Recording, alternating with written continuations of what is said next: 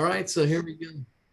We are recording. Thank you. Welcome, Sketchbook Heroes. We are starting from the beginning. We are breaking things down to the elements, just like the elements of science. We are breaking things down. These are the 7 elements of art and design, not just art, but it's design as well.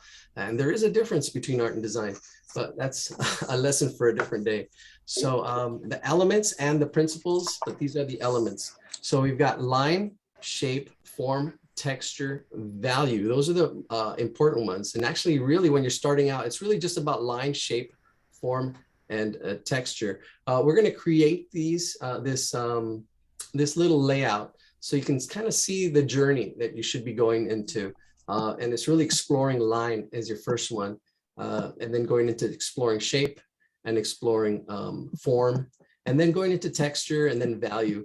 Color is just like the icing, total icing on the cake. When you're first learning to draw, it's really about exploring line, exploring shapes. And then the next level is exploring form, right? So you need to know where you're at, where your challenges are. The struggle is real, but it's fun. It's a fun struggle. You're trying to figure things out. You're trying to observe and trying to see. So we're going to be creating this. Let's see, I got value, texture, value, and then we've got let me see, 1, 2, 3, 4, 5, value. After value is color and then space.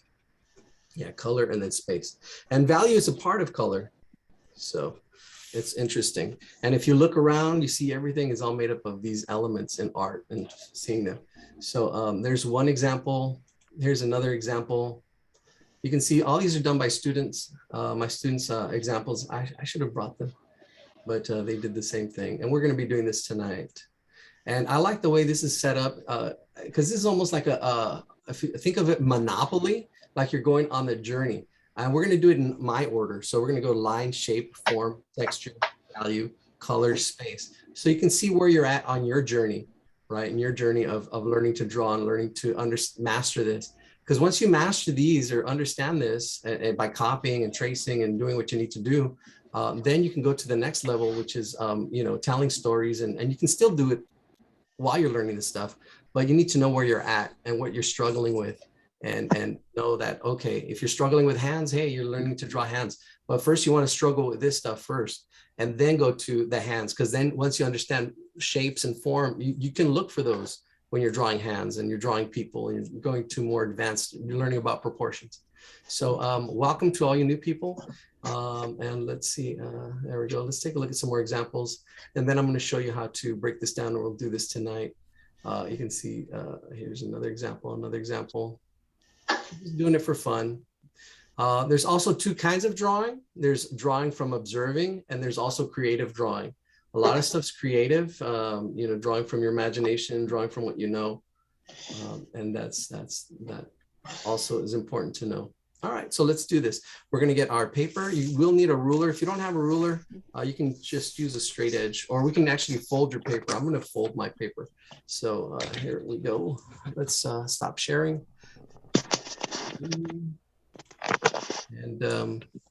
And then we'll do some drawing. We're actually, let me also spotlight this. There we go. And we got somebody else coming up. Oh, we lost a couple of people. It's all good. All right, here we go. It's all good. All right. So get your paper. You want to, am I upside down? Yes. We're going to really, you can get one edge, and some students, it's amazing how they struggle just with folding paper, or there's 2 ways to do it. I'm going to show you both ways. I think, so if you struggle with one way, there's always the other way too. So it is a struggle. You get the short edge and put it against the other side. Let me do it against a dark background so you can see. And this is almost like folding origami. So you get one edge and get it straight to the other edge. There we go. That gets you a 45-degree angle. 45 degrees. Here we go. Just like that. There, that one. Then you turn it around, and then you do the same thing, the short edge to the other side. This time you already have a point. So this point should, if you're doing it right, should line up to that point. And it should kind of, this whole edge of that paper should line up with that edge. And there you go. here we go. That's it. So there's our paper here. We can now fold this side in.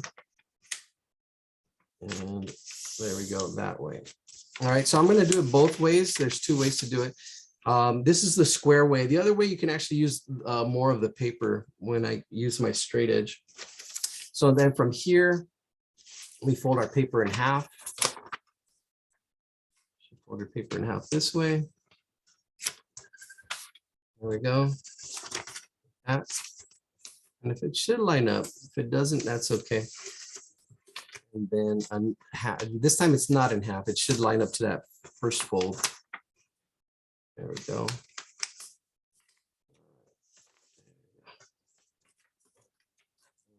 So that gives you 8 triangles. The first triangle is going to be the title, so you can just put the elements of art, block letters, make it look nice. I don't know. I always talk about craftsmanship, and I always talk about, quality. It comes with time, but you want to, so this is the elements of art. Elements.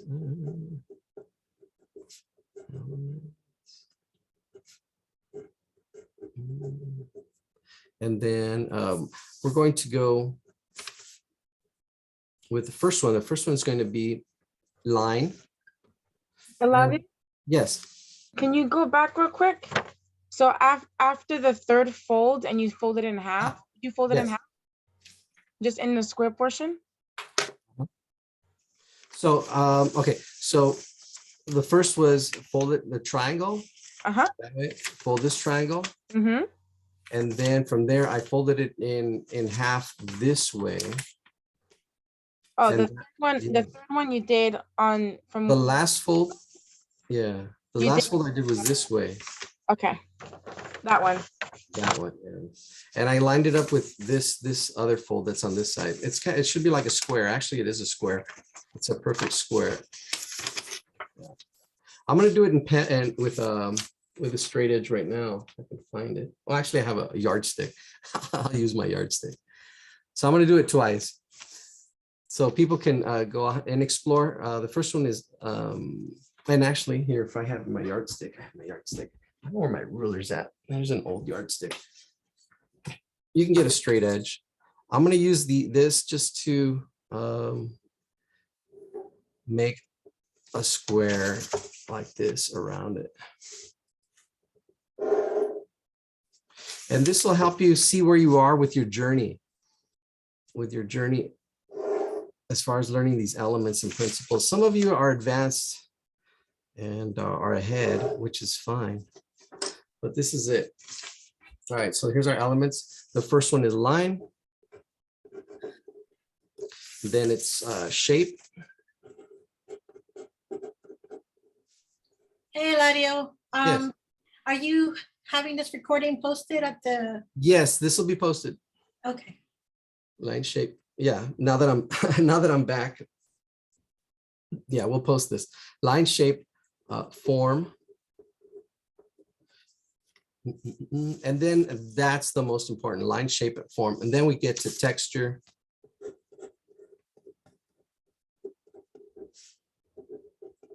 And feel free to put log on through Wrap2Draw and click on the class.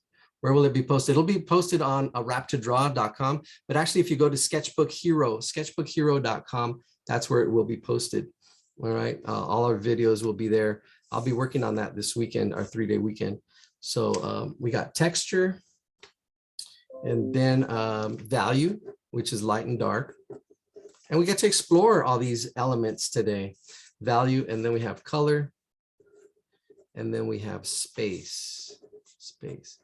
So if you want to, yeah, there we go, space. And in each of these, we will explore each of those elements. I'm going to do it one more time with my ruler, actually yardstick. Here we go. So we find the center this way. So the paper is 8.5 by 11. So if we go 11, the half of 11 is 5.5 for 5.5. And that finds the middle. You can also find the middle by folding the paper in half. This is a different way of doing it. So if you fold your paper in half, the corner to corner, that'll give you the center line right there. Then if you do the same thing this way, that'll give you another corner. And actually, we probably wouldn't even, well, you wouldn't need to fold it if you did it that way, but you can also fold it. Now you have 2 points. It takes 2 points to make a line. And there's our first definition, 2 points to make a line. And that's what a line is. A line is basically a moving point. Ah, that's at 5 inches. It should be 5.5. The half is 5.5. There we go. I knew it was off. So there we go. I'm going to go to connect those 2 points. 5.5. There's my first line. And then the paper's 8.5. So what's the half of 8.5? Well, the half of 8 is 4, and the half of a half is a quarter. So we're going to go 4 1/4. That's right here. You can't believe how many students don't know how to measure, and that's okay. I mean, it's about learning and learning about fractions, and it's I don't know. It's kind of an interesting thing as a teacher, seeing these kids struggle, and it's good. But sometimes they just don't know some basic stuff, and it's fine. But I don't know what it says about our system here. So 2 points again. We have our 2 points, and you could have made these as well by folding, found those points by folding it in half. And it's all fractions, you know, fractions, percentages, money, all of it's related. It's all parts of whole. There we go. So now we have our plus. There we go. And then from here, just going from the corner to the corner. So going from the center to the corner, that'll give us the rest of this. Again, 2 points to make a line. You have your center, and then you have the corner just out. Go from the center to the corner, 2 points to make a line. And all these skills, all this, you know, it helps. I mean, understanding that a line is just a moving point, and it takes 2 points to make a straight line. It helps us so much. Even putting up a frame, you know, you have 2 points. Make sure those points are straight. There we go. All right, so that takes us there, and that's a whole full page. All right, so you want to explore each one of these elements. We'll start off with line. There's all kinds of lines. There's wiggly lines, straight lines. Really explore line, the thickness, the thinness of line. You can use marker. You can use spirals. There's something called Zentangles, which will be on our website eventually too. All this stuff. So if you want to explore line even further, and just play with it, just play with it. You don't have to, you know, draw by observing. This is very creative, and it's you know, you're really just judging the quality of the line, the way it moves. Is it thick? Is it thin? Is it dark? Is it, you know, angular? Let's do some angular lines, spiky, straight lines. Here we go. Just exploring line, cross hatching.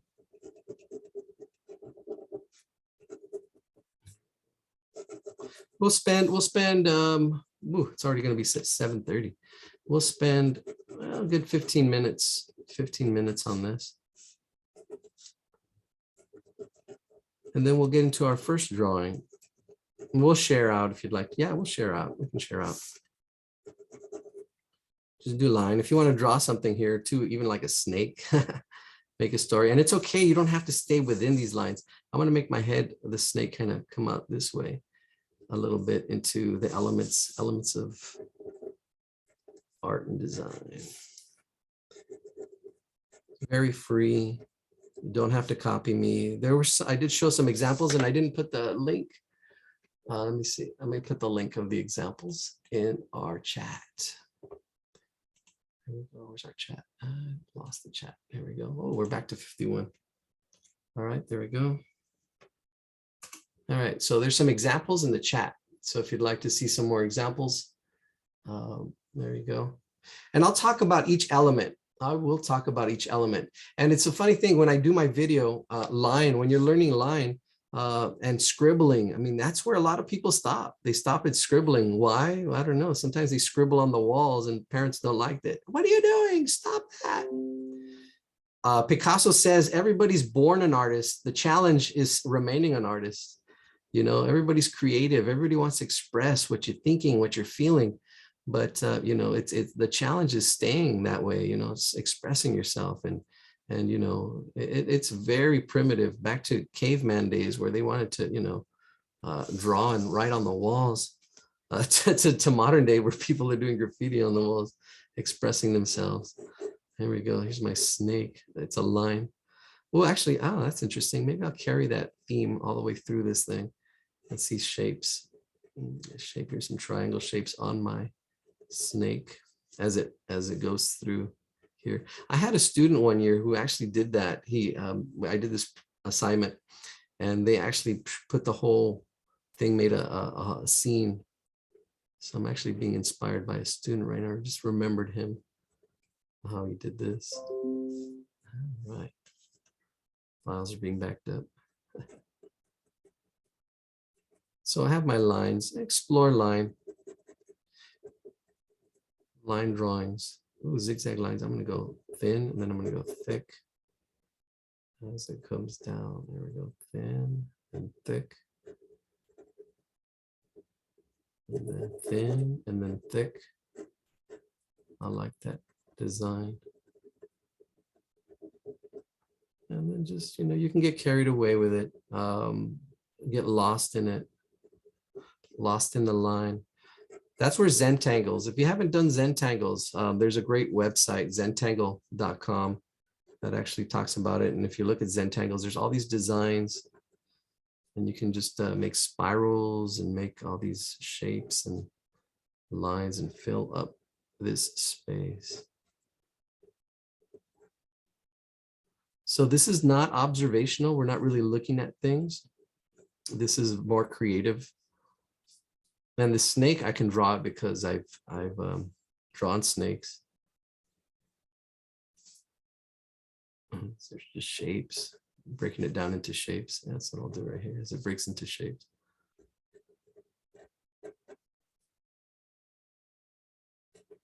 Triangle shape as it goes through that. And then here is form. So we're going to use a cylinder.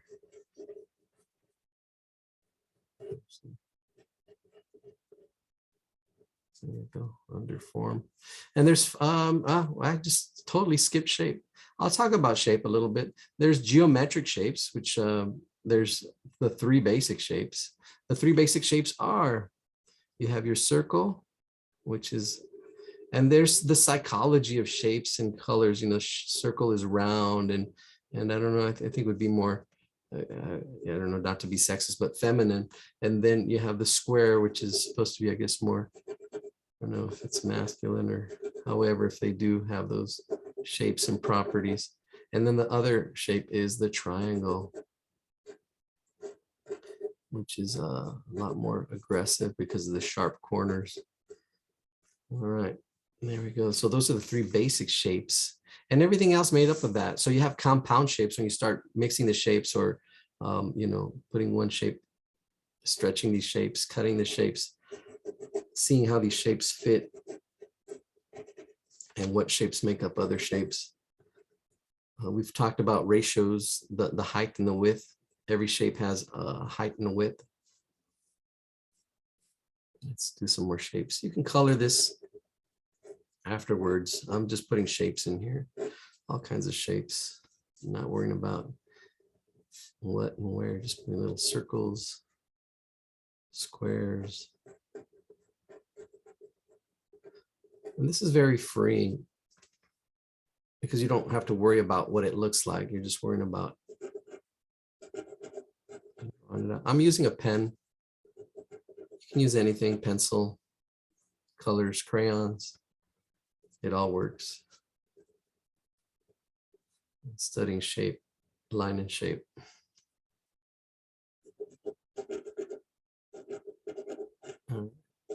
And then the next level would be form. There's 5 basic forms. We have, starting off very simple, the sphere. Easy to draw, it's a circle, but what makes it three-dimensional, because shapes are flat, two-dimensional. Form is three-dimensional. And this is the next challenge, seeing form and practicing form. Light would hit the sphere. And this is where value kind of comes in a little bit. Value helps because, yeah, you can see how value helps. If I didn't put any value, it'd be a circle. There's a circle, a sphere. A square becomes a cube. And there's 5 basic forms. And this is where angles really are important, because I break down things into ratios, angles, proportions, and just practicing that. Here's your angles. We won't talk about drawing these forms in detail. Just do the best you can. If it comes out, it comes out. If it doesn't, that's okay. What's important are the ideas, the concepts. This is like the tip of the iceberg. It goes deep. And your understanding of this will take time. Be patient with yourself. Do it for fun. And you'll know where your wall is. Oh, you're struggling with drawing cubes. You're struggling with drawing cubes. And then like, okay, you know where your wall is. You just practice drawing cubes, seeing how they move. And that's what makes form more challenging, because as it moves through space, it changes, right? So it's interesting trying to see the forms. So we have our cube, our circle, sphere. We have our cylinder with our ellipse. We've actually spent a day just drawing these forms. That ellipse is important. That oval shape. The bottom is oval as well. A lot of students draw this straight. Don't do that. So the bottom is also echoes this part. So if you see this cylinder here, echo that down here. And then more shading. I'll color all this. We are at 7:35, doing good time. We'll go for another 10 minutes or so. A form, what's the next form? A cone. It's like a triangle, and same thing, that cylinder, that ellipse, that oval shape goes at the bottom.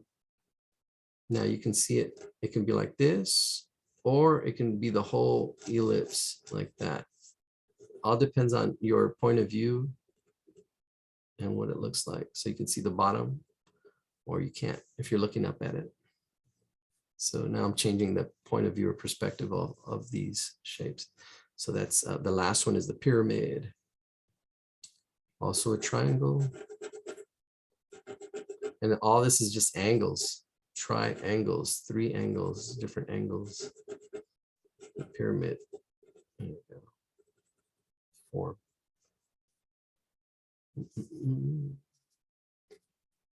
My snake. Let me continue my snake through here, I guess. Have it go behind the pyramid. And then continue on to texture. Ooh, the snake is going to be fun to texture eyes. So I'm going to have the snake go this way. I'll put a triangle on it as well over here, though. The snake is cut. Already starting to put some texture on it. The texture of snake, one of my first drawings, I remember I had a friend, he asked me to do a flyer for his band. The name of his band, Reptile. So I did a snake and some other stuff. I remember drawing reptiles. So I'm just going to go kind of contour lines, getting that roundedness, but then texture, do some scales. I'm going to go the other direction.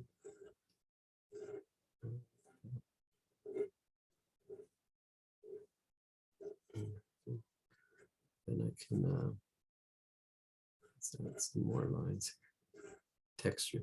Now there's all kinds of textures. Textures also actually the icing on the cake, really getting into the icing. And get in the beginning of shading. Because what's important is the shape and the form. when you're learning to draw. Then it's adding the textures and adding the values and then adding color eventually. Once you gain mastery of these things. There we go. That's the artist journey. There's the texture of my snake. Let's add some more textures. We can add like a wood texture. Even textiles have that texture in it. Texting, the textile, because you would feel the textile. Let's see. I have a question real quick, sorry. No, For the form, the pyramid, for some reason, I don't know, it doesn't look like yours. So are the lines, so you start with like how do you start drawing a triangle first and then you add the lines, or? Yeah, the triangle, and it's really the angles, and it's really just practicing drawing and observing triangles, pyramids. Okay, so there is the base, and it's almost like drawing a cube. So if you draw a cube, and looking at cubes, that cube has a base to it. So if you were to see this as a glass, you would see this base here. Right? And some pyramids have 4 sides to the base, and some of them have a triangle base, right? And it's really hard to see the difference, but once you have this base, these 2 angles here, you have this angle and this angle, and it's an obtuse angle. It's pretty open. It's pretty open. So getting those angles right is a hard part. And then now all you need to do is from this point to this point is kind of find the center and then go up from there. Okay, so this point to this point, yeah, and sometimes, yeah, that center, so somewhere on this line, the center line is going to be a point. Okay. So you just go from here up to that point, and then here up to that point, and then here from this corner up to that point. And then you have a pyramid. You can see that pyramid. But yes, questions are great. Feel free to ask questions. That's how you learn. It's being curious. It's being, having that wonder. And that's how I learned, it's all asking questions. I think it's one of the most important skills that we tend to tell people not to ask questions because, and well, for one, people might not have the answer, and that's okay not to know. But what do you do when you don't know, right? We can figure things out. There's people that know. There's people that can figure this out. So yeah, sometimes we take things, but yeah, no, ask questions. If I don't know, I'll find out. Okay. Yeah, there it is. There's that pyramid. It's getting the angles right. But they're all straight edges. Notice they're all straight edges. Yeah, great question. Thank you for asking. Of course. All right, so here we go. More textures. It's how things look and feel. Texture can be visually, and it can actually be tactile. A lot of our drawings are just visual, and some artwork you can actually feel it. I mean, it's actually might be 3-dimensional here. You can feel this clay. It feels different from paper, and sometimes the clay could be, spiky and have a, so texture. How do you convey texture and form? And again, this is already just the icing. So I wouldn't worry about this stuff when you're first learning until afterwards. Take on these challenges. Texture, let's see. Ooh, I can think of cactus as well, spiky cactus, little spikes on it. Let's draw a cactus right here. Oh, for the people who weren't here last week, I can share. Actually, I can share after everybody shares their drawing. We can share. The panels I've been working on. I'm going to share the link. Here's my cactus. I'm going slow. Value is just light and dark gradients. So value is more important than color. That's why it goes next, because you want to see things value first. Once you see and it's squinting and seeing how light and dark things are, you can do value. If you're doing it with pencil, you can smudge. You can break up this space and then just shade a gradient going from light to dark, or shade different values. Cross hatching. I'm using a pen, so we go from dark to light. A little bit of a cross hatch. Nice blend and darken this area a little bit more. Let's go over here. Darker over there. I give my students 2 days to do this, and they have a lot more time. So I think I don't want to rush anybody. If you need more time, feel free to take your time. Explore each element. Just as we go into depth, we really in this class only cover line, shape, and form. Basically line and shape the first hour. Second hour is mostly form and beyond. So yeah, so if you're having trouble with something, the best thing to do is to simplify. How can we simplify? And that's what we've done here. We've simplified it. So you don't take on everything and you're trying to learn everything. It makes it hard.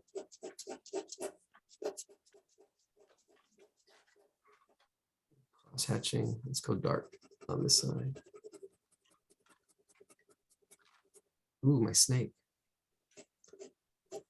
Have my snake go through here.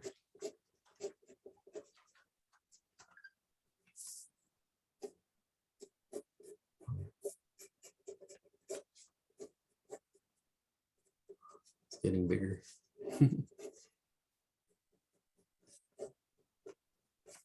Space. We're taking quite the journey today. The elements of art. Most snakes are not poisonous. Most snakes are not. And in California, it's only the rattlesnake, and there's another water snake. I'm not sure what it's called, but you know, the only thing that is the rattlesnake is the one you have to worry about if you ever come across a rattler. Yeah. Other snakes do bite, but they're not poisonous. So yeah, still be kind of wary, but don't.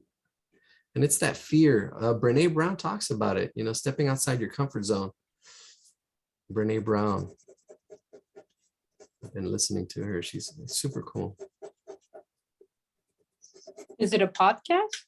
It's she's a storyteller. She's got she made it big when she got a TED Talk. She had a TED Talk, but she's interviewed in different places. There's this Chase interview with her that's really good, and she's got books.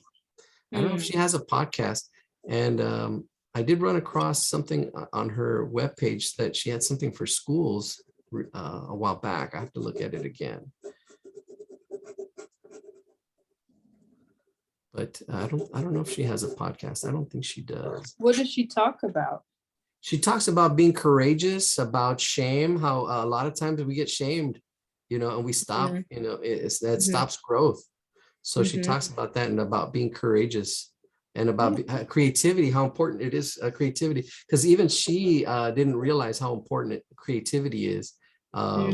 Yeah. And helping to, you know, express yourself and helping, you know, become more courageous, becoming that hero. Because, you know, she says you can't really do anything. You can't be courageous unless you know there's a chance of failing. You know, that's yeah. She talks about that stuff. Yeah, and sometimes failure is a part of life. You know, and it's we don't help students with that. And it was so evident once we hit COVID hit, and a lot of students didn't know what to do or how to handle things. It was really quite the thing to see. All right, so I'm still on value, and 747. I'm going slow. I'm going to color. Value is a part of color. Value is probably the most important part of color. So you need to see value. Color has 3 properties. The first one is hue, which is just the name of the color. Is it blue? Is it red? and that's hue. And then you have value, and then you have intensity, or somebody else said it's saturation. Saturation. There was another word too I came across. The intensity, how bright it is. Like this is a light color, but it's not as intense as this yellow. Yeah, this yellow is a little more intense. Okay, so you can have something that's light, but it's not the intensity, the vibrancy. You can make colors more light by adding white to it, but do lose some of the intensity. Tint. And then also colors can be divided into two families, the warm colors and the cool colors. So all colors kind of fall on those two families. So you have hue, saturation, intensity. I don't have my colors. Where's my colors at? Oh, here they are. Add some color. And then last one, last but not least, space. Space. There's I call it space pods, how artists create space, even with perspective. Yeah, space. Playing with space. So space pods, P-O-D-S. With P is placement, things that are lower are closer. And things that are higher are usually further away. I'll do it like this, space. So things that are lower are closer as it comes down here. And then O stands for overlapping. So you can see something in front, something behind. Overlapping is everywhere. And our brain, it tricks our brains too, because our brain knows it's there, but that's why you try to draw it there. But there's things that are overlapping, things in front, things behind. That's the O. And then D is detail, things that are closer, have more detail. Let's put some triangles on this snake tail. And then things that are further back have less detail. And then size, that's my favorite pods, size. Things that are closer are bigger, and things that are further away are smaller. And that's it. So go ahead and color. If you want to share, feel free to share. If you're leaving us, thank you for joining us today. And if you're staying, hey, we're going to go for another hour or two, actually probably another 2 hours, and drawing and sketching and practicing. It's the power of practice, the power of process. It's understanding the process. It's not about the product. The product is nice, especially when we hit the target, but it's not, that's not the thing. It's about the process. It's about doing it, taking action, learning from what you do, taking another stab at it. Nothing's perfect. Nobody's perfect. And it's just doing it for fun, doing it for the pure joy. I have this, here we go. If anybody's near Pomona, this artist actually lives on my street. He painted this mural, Gilbert Magoo, actually Magoo. He's the one that passed away, but the artists, Benjamin Botello and David Botello, painted this. They're from the Streetscapers, actually famous muralists, especially David. He did a lot of stuff for the Olympics. This is in Pomona. They call it, yeah, by East LA, Streetscaper, East Los Streetscapers. So yeah, interesting mural, very colorful in Pomona. Is it in the Arts Colony there? Yeah, it is. It's off of, where's the address? It says here, yeah, mural is located west facing wall on Main Street between 2nd and 3rd in Pomona. Yeah, in the Arts Colony. Now I'm going to add color. I don't see if I see any hands. No, not yet. Let me just add color to this whole thing, especially where the color is. Where's color? Where's my color? Here it is. I'll do some color in here. Sorry, Elodie, can you repeat the color again? What was in the color part? Okay, color is just any color, it doesn't matter, but there's 3 properties of color. The 3 properties of color, the 3 properties of color are hue, which is the color name. Mm-hmm. What's the name of the color? Is it purple, green, whatever, purple, green? So it's hue, and it's value, which how light or how dark the color is, and then intensity or the saturation intensity. And once you know these, you know, and you kind of like, it takes time. and knowing how to mix these. I tell my students, once you learn this stuff, you can work at Home Depot, mix any color. You can mix any color. You can see, and I have students make a color map and see how can you make it lighter? Is it darker? Really getting the value is like half the battle. Once you get the value, you get really close to mixing what you see. Then the intensity is it, how intense is it? So, yeah, those are the three. And then also into families, you have the warm and cool. You can warm colors and cool colors. All right, that's it. All right. Oh, so shade, color, make it look nice. Although that's not the point, but yeah. And then what did you say the P was in the space section? Oh, P. Pods. Oh, yeah, space pods. The P is placement. Placement, thank you. Placement, yes. Things that are lower or closer on a paper, usually, even in front of you. And then you have overlapping, and then the last one's size. Even at this distance, you can see my hands here. One a little bit closer, just a little bit closer, gets bigger, and the other one gets further away, gets smaller, right? So just at this distance, you can see how size really, changes. Yeah, I already drew that. And I was like, but I just couldn't remember. I drew the little man far away and close. Yeah. And playing with that, playing with space, the space, three-dimensional space, 2D space, the final frontier, the final element. These are the voids. What is the S again? Size. Eyes. Size. Yeah, I'll write that out as well. So space pods, placement,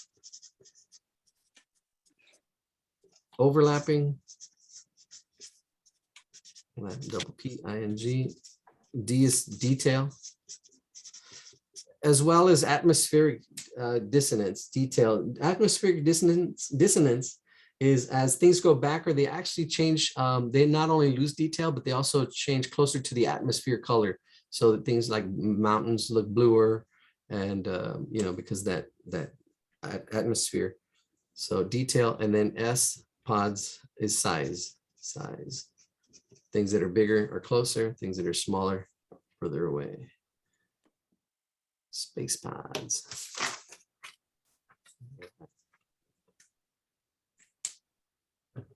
Happy New Year. Then in the color part, we just use color. Just color. Yeah. Okay. And all this stuff, it's just doing it. There's no, if you want to study, we can actually just spend a whole day just studying color. This is just the tip of the iceberg. This is the tip, and this is your journey.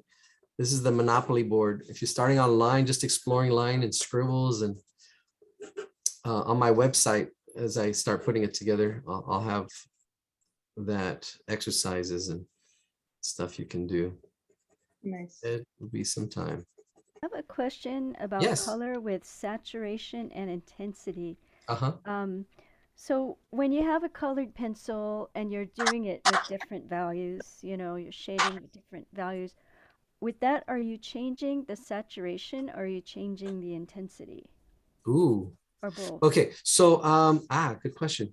So if I shade here, like I'm shading green right here, that is one value and one intensity, right? When I press down harder with this green, it is more intense because it's more color, and it's also darker. So this color here is actually more intense as it goes darker, because it's more of the color. So it's actually the value is darker, and the intensity is more. There's more intensity. And as you mix colors, if I were to mix like a red kills green. So red is the opposite, or this pinkish color is on the opposite of the color wheel. So as I put a little bit of this green on it, I'm actually getting rid of some of the intensity of that green, in theory. So Yeah. intensity doesn't just mean the image you're looking at, but it's the particular color within the image. Yeah, the best way to show this is actually going, let me share my screen. The best way to show this is with a program kind of like Photoshop, and it's free. It's called Photo P. We had somebody share their work tonight. And I actually did this in my class this week. Let's see, share my screen. All right, share, here we go. It's called Photopea. Photo, oh, there we go, Photopea. Photopea, we're gonna do a new document here. I could do it with Photoshop. I have Photoshop, but just so in case you don't have it, do a new project, create. And then I'm gonna zoom, actually I don't have to zoom. If I click here, there we go. So this is our color picker. If you look up here, you can see this color is the upper right color is the most intense you can get, right? As it goes down here, you're actually mixing it with a black to make it darker. So the most intense is up here. All these colors here, the most intense color is in this upper right corner. You can see right here, this bright purple, this all these really bright, intense colors. They're really at the highest intensity that you can get as I go through it. And then as you kill the intensity here, the value is the same as I go left to right. The value is the same because it's white. And then down here, I'm graying it out on this side. You can see it's gray. That's very less intensity. Although the value is really light, the intensity is not there. This is as I get closer to the right, the intensity goes up. Ooh, what's that? Yeah, so you can see the values on the value on the side, value from white to black.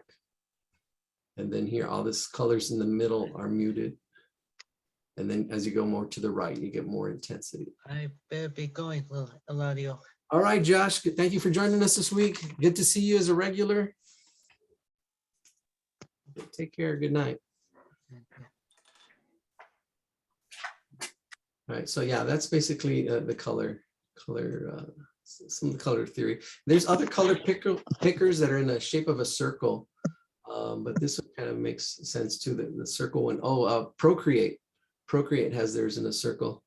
I can actually show you that on my screen. Yeah, this project here is a little more time consuming. Ooh, we got people hanging in there. I'll see something in the chat. Oh, okay, Christina, thank you so much. I had a long day at the hospital. I'll see you next week. All right. I don't know if she's still here, 7:59. Oh yeah, that was like 2 minutes ago. Thank you for joining us. Let me show you the Procreate color wheel since I have it right here. Let's see. Wow, some people are still drawing and coloring. Hanging in there. All right. Hardcore heroes tonight. Let's see. Let me stop sharing. There we go. Let's turn this on. My password. There we go. Ah, we got Procreate going.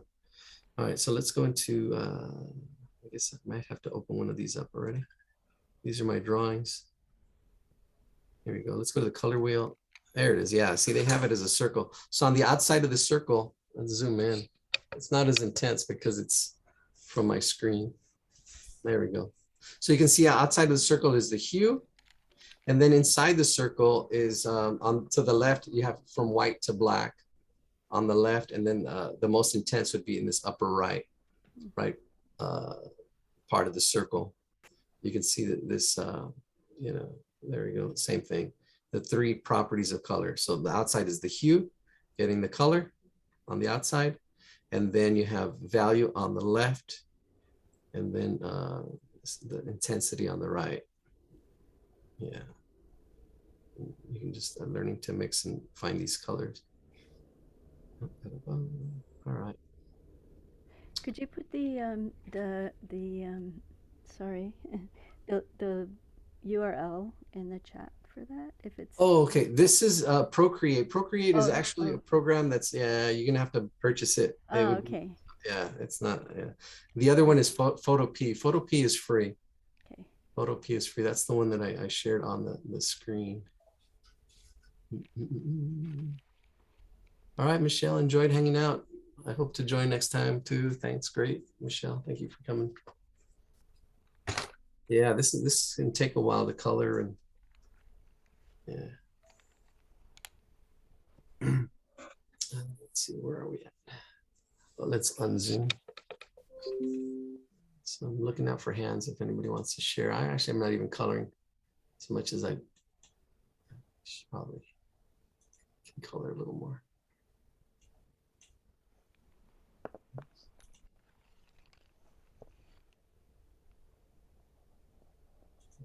I don't know if I had the wrong spotlight on me. Hopefully I didn't. Ooh, I need more color. There we go. Let's get my colored pencils. I have my student colored pencils. These are not a bad brand, Crayola watercolor pencils. It's a very basic student quality, but you can do a lot with these, especially when you're starting out. Anything, you know, the Prismacolors can get really expensive. When you're ready for that, actually, all you need to do is buy one of these. Once you get through this, then you'll be ready for Prismacolors, and you'll really see the difference. And like, oh wow, because for like I a couple these, and I really like these. of those, what? I'm sorry, I just lost you. Oh, here, hold on, Hyatt. There we go.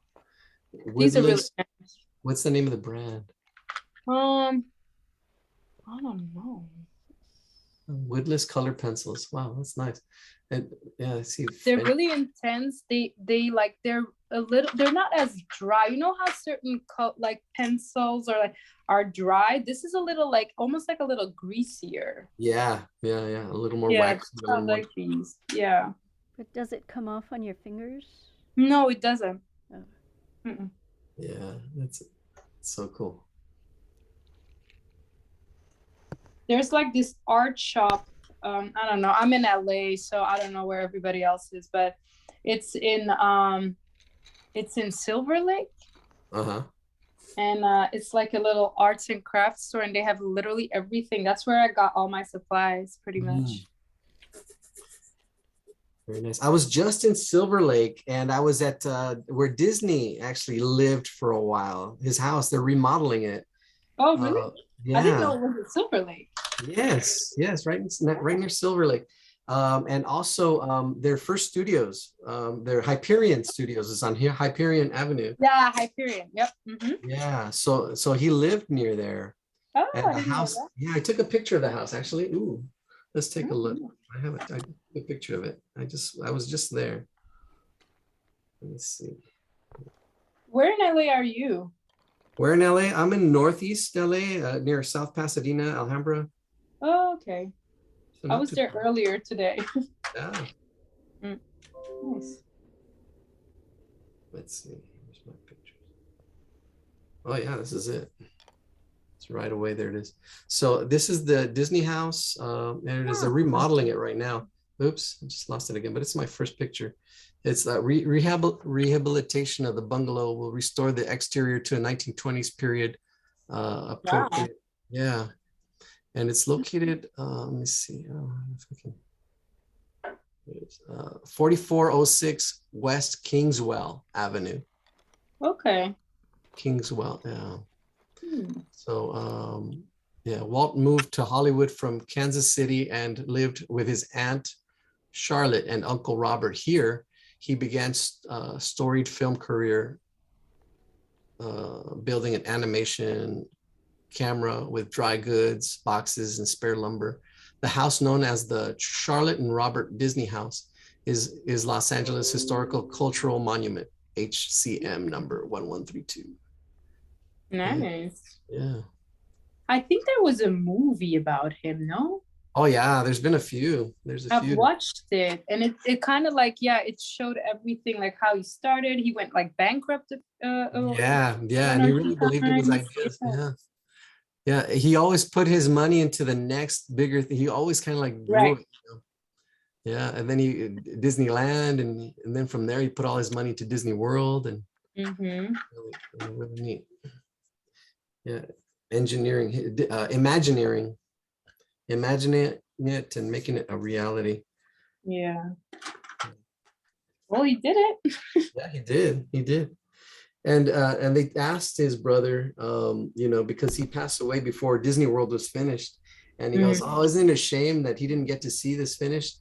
And Roy Disney says, "Oh no, he was the first one to see it. You know, he imagined this, so he's having his mind."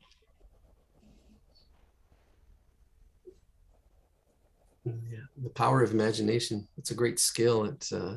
That's what Einstein even says. Einstein, imagination will take you everywhere. Knowledge is limited, Right. but imagination. Well, it depends, honestly. Well, yeah, knowledge is limited to a certain extent. It depends on like how much of a limit do you put on yourself. Yeah. When it comes to knowledge, there's so much that an individual can learn that our lives, it's too short to learn everything. So, yeah. But I still think even no matter what you know, you can with your imagination, you can take it to the level. You can really create new things and stuff, you know. Yeah, it is powerful. Yeah. Imagination. It's the greatest nation. Yeah, definitely in these days. Yeah. It can be scary too. I mean, it's your imagination. You see something, you hear something, it's like, well, what is that? And your imagination can play tricks with you. That's true, yeah. Just like you would have seen or done the real thing, but it's just your imagination. Running away with me. It was just my imagination. I don't know if anybody wants to share. I'm not even finished coloring. This is probably a whole 2-day project.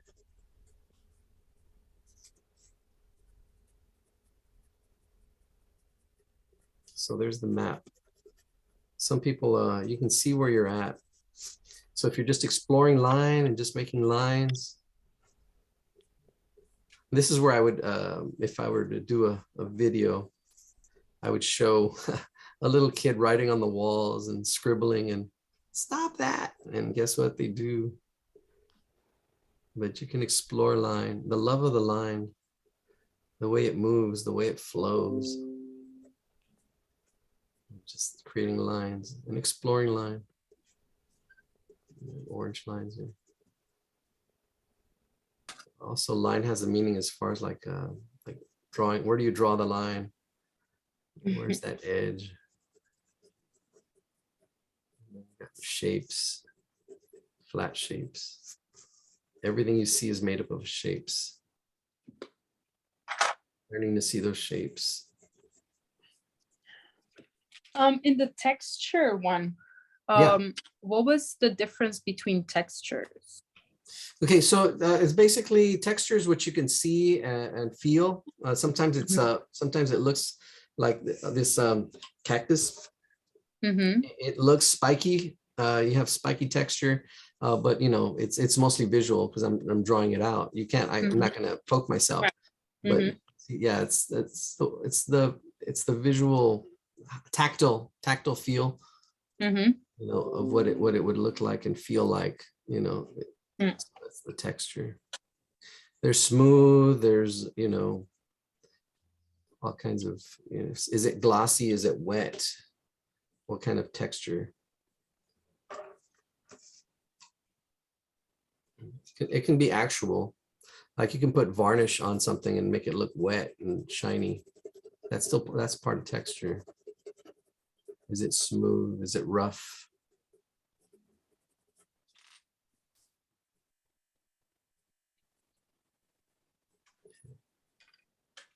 The look and feel.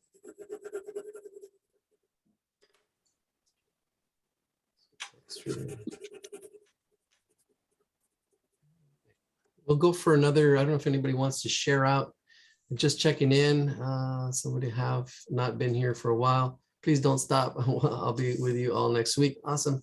Actually, we're just done 1 day a week. So much enjoy what you offer. I feel like I definitely missed out. Oh yeah. Sorry, I have to go. Sorry. Oh, at least okay. Have a wonderful 3-day weekend. I don't know. We're having a 3-day weekend out here. So Any yes. vice chair? It's Judy Dolby. Judy, there you go. Let's take a look what you got. I'm gonna stop my recording. Let me see. Unless you, I don't know. Let's see. Stop. Where's my recording at? I pause. All right. There we go. All right. So let me go back. I think. I almost erased. Let me control Z that, control Z, there we go. Yeah, so there's that. Now I can actually, I always tell my students, you got to learn to navigate. And there's a lot of stuff here. There's this button here that actually makes it full screen. That makes it better.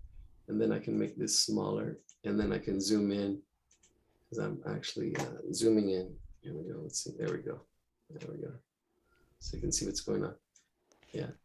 So being aware of where the horizon line is, and usually all these lines, if it's flat on the ground, goes to a point on the horizon line. And there's not enough clues here to figure that out. But being aware of that, that's more advanced. After learning anatomy and practicing your drawing, this is like making your figures really feel like they're in that space. But before that, it's just drawing shapes and seeing the shapes, seeing this triangle shape of the foot, this other leg here. There's curves on it, but seeing that shape first. There's all these curves, but seeing this shape, you can see the shape here, the height and the width. Notice the height and the width. You can actually fit, see how many squares fit here. There's 1, 2, 3. 3 squares kind of fit right here. There's 3 squares that fit, and that helps with drawing it in. Then afterwards, you can see the curve that kind of goes in there. Yeah, don't let the curves confuse you. It's really seeing the ratio, Okay. this ratio here. There's a square right here. See that square? Same height, same width. That helps. And then up here, here's another square. It is, yeah. And then it goes up. It gets lost in there. If I were to draw it. All right, let's see if I can paste it again. I think pasting it, we need a bigger screen. Eladio, Yes. for the neck, do Mhm. you try to go along the middle of the neck when you draw the line, or how do you decide where to do the little skeleton? Okay, so the line in the back is usually the spine. The Uh, spine, yeah, the spine. So the spine is what I think about the backbone of this, because the spine does curve back in here. So the spine goes from behind or inside the skull and holds the skull up, and then the back part curves back. Then it curves in, but he's bending forward, so it kind of like it almost actually is all curving. It's almost all curving here. So there's no real S curve because he's bending forward. So then it's almost actually like right now in this one, let me change the color to the green. It goes like this, and then it's curving up right there. That's the spine. That would be the spine on this drawing. I'm looking into it actually. This would be behind it. So it's this back part. Yeah, there we go. Yeah, like that. so if that pelvic box is right in the middle of the horizon line, Yeah, then we don't see the bottom part or the top part, right. right? Right. If it's right at the horizon line, yeah, you don't see, just like any box, if it's at the horizon line, you don't see the top or the bottom, Okay. right? Once it's below the horizon, then you see the top, which most times the pelvis is below.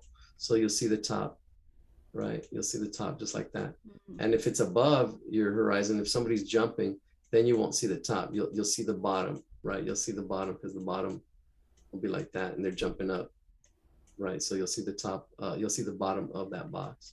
So Eladio, if you didn't have that that floor and you just had a cutout of the sky, how would you be able to tell where the horizon line is?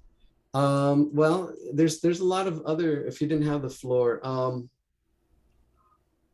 usually eye level. I mean, usually things are at eye level. Cameraman are usually eye level. This is probably up on a stage when they took this picture. Let's take a look. Let's see. Let's find another picture. Because the one I just had, it's a drawing. Let me see if we can do that. It's a great question. Let me see. Oh, let me get out of full screen. I think that's the hardest part that I still don't get. Like I have a hard time knowing, is it above the horizon line, below, and yeah. The trick is in the angles. Oh, look at this one. Look at that one. So it's in the angles, right? And then like here, this pelvis is pointing back. And you can see it's in the angles. It's always in the angles. That's why wrap A for angles is huge. You can see that one definitely has the angles. See this box going forward. Here it goes back. You can see the spine here. The spine is just attached. And then drawing these would be great. Who is this? Robert Marzullo. Yeah, see the box, because where things move is really at the joints. The spine does curve, but these boxes don't move too much, and the cylinders don't either. It's the joints and how things move in space. So it's really actually, hold on. Ooh, how do we do this? Watch. Okay. Let me copy this picture. Copy image. Let's go back.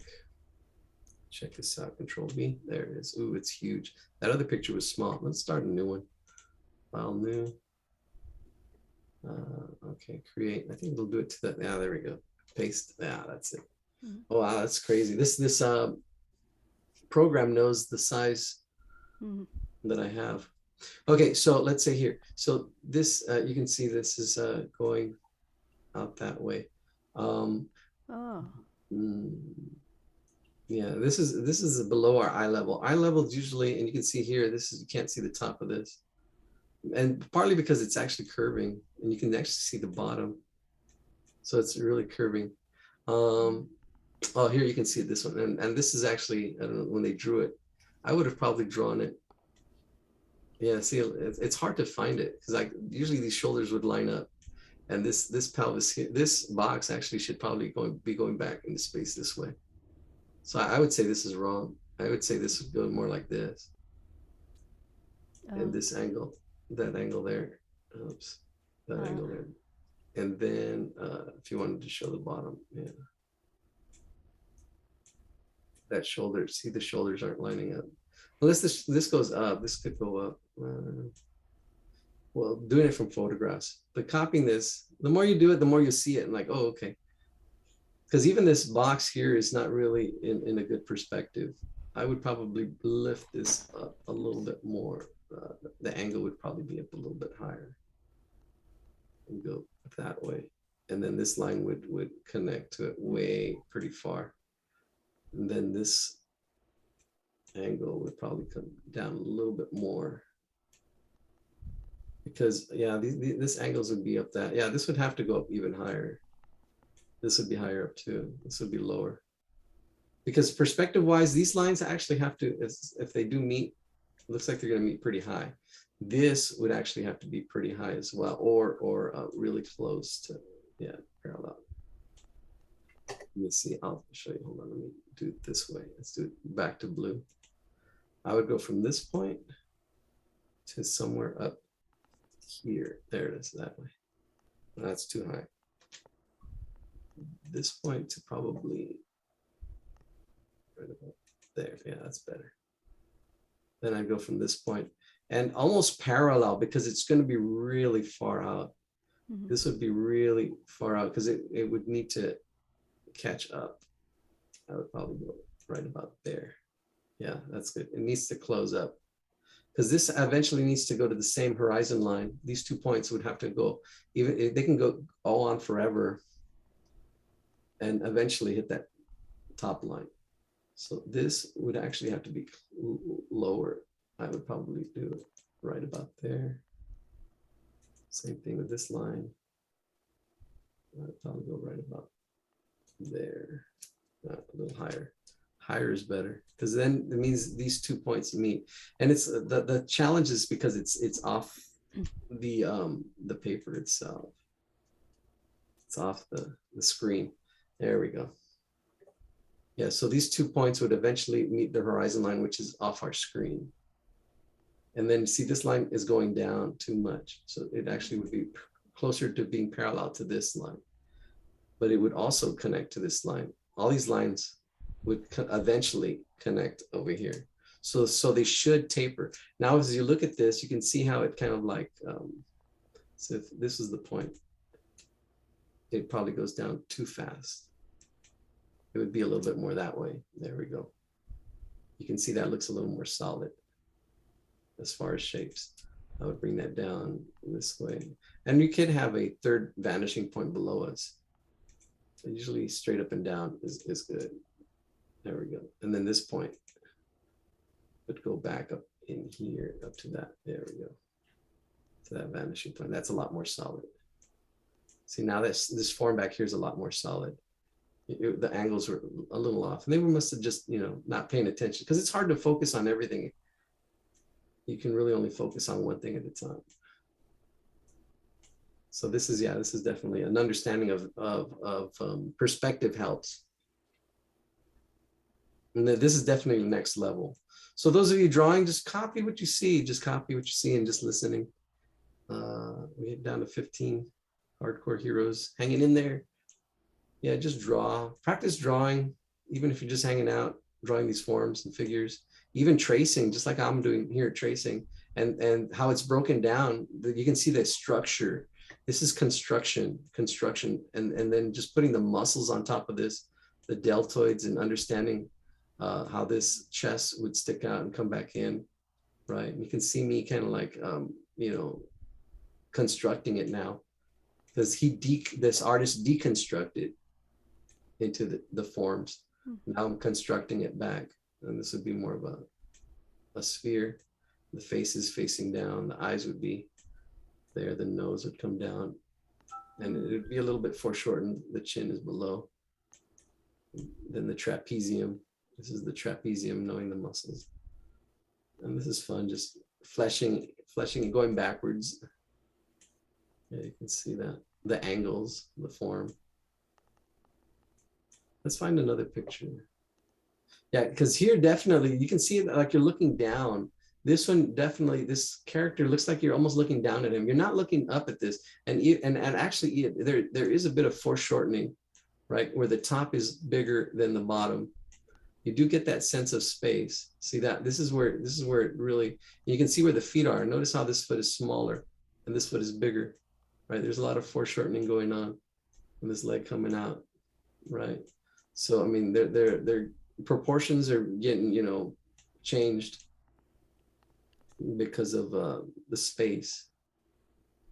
And this block is really tilted forward. Yeah, let's see this shoulder back there. This would go back. Yeah, all right. Thank you for holding this class. I liked the lesson. This was my first attendance, and I hope to return. Good night, everyone. Good night, Rocio. 8:48. Oh yeah, it was 10 minutes ago. Love the vibe. It's good to struggle and also be brave, ask questions, share, grow. I think thanks again for letting me share and for all the different resources to check out. Appreciate everyone's work and perspective. Guess I'm not so hardcore this round. LOL, wishing you all the best struggles and courageous drawing. Good night. Yes. Sweet.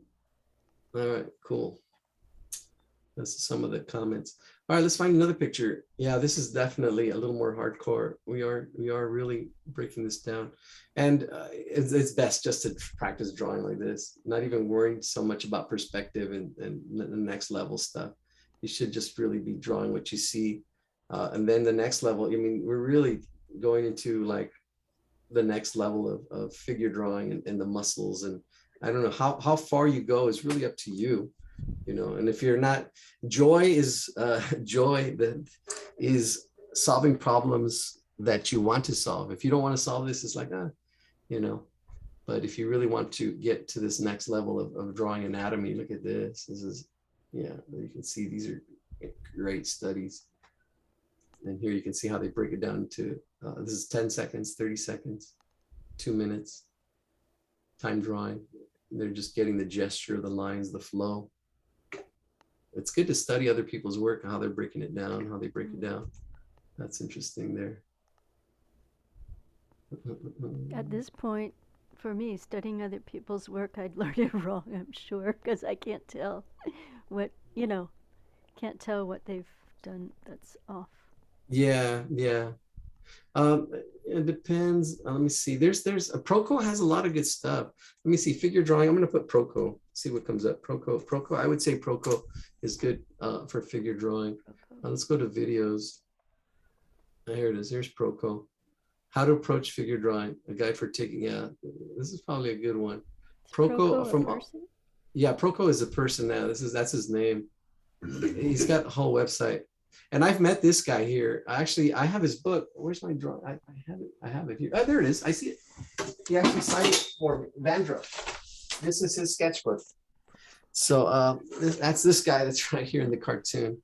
I have his sketchbook. I'll share it right now. Okay. And he talks about construction. Draftsman. Yeah, he talks about draftsmanship. Hey, Draftsman Podcast. This is Paul. I've been teaching myself. Yeah, that's him. That's Vandruff right here. You just do the same thing for 4 years. Because that's what it takes. So if you want really good advice and good videos, go to him. His channel, the Draftsman and Proco. Yeah, he's got really good stuff. So this is forgetting Vandruff. Let me show you his sketchbook. So this is his sketchbook. He actually even signed it for me. Here he is, Marshall Vandruff. So that's his signature. This is back in 07. But yeah, Marshall. So this is his stuff. He really pushes form and really talks about perspective. Let's see his his pelvis. This looks like a giant pelvis. And playing with form and structure and stuff like that. Yeah, I took his class. And he was drawing animals. This is, you can see his sketches. A lot of sketching, really small stuff. There. Very intense. Yeah, very intense. And this is a sketchbook. So you see his just here from here. This is actually inspired by one of Norman Rockwell. Yeah. Yeah, Norman Rockwell, the triple self-portrait, it's called. The original is called Triple Self-Portrait. And then you can see him really take it to the next level with value and the texture and the expression, right? So you have different expressions. You have the expression of the struggling artist, and then over here he's all angry and really, trying to portray himself. I really like that idea, just that whole, the triple self-portrait. And then just the angles and let me see what he's playing with the proportions here on the head and the big circle head, exaggerating. And he talks about finding the line and using pen. Actually, there's a part where he talks about just using pen when you're first starting, not erasing. Yeah, so this is his sketchbook. I'm going through it pretty quickly, but I'm trying to see if there's anything that, yeah, it's all practice. So while you're listening, should be drawing or just hanging out, it's fine. We're not really drawing together tonight. I'm just showing work, trying to figure this stuff, figure out the figure. Yeah, see this robot and the leg. See, I haven't seen this in a long time. Oh, he's got a website, marshallart.com. Be interesting to go to that website, see what's there. What's his name? Marshall Vandruff. So if Marshall, MARSHALL,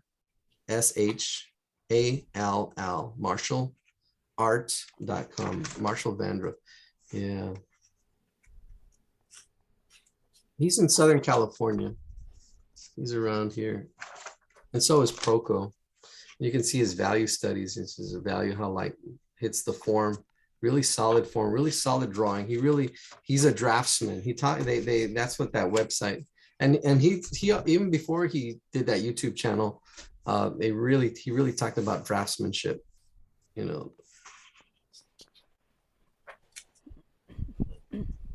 I had student doing that today.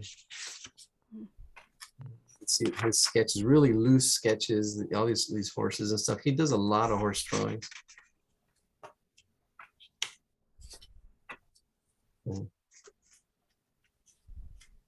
After the Da Vinci drawing. Overwhelming.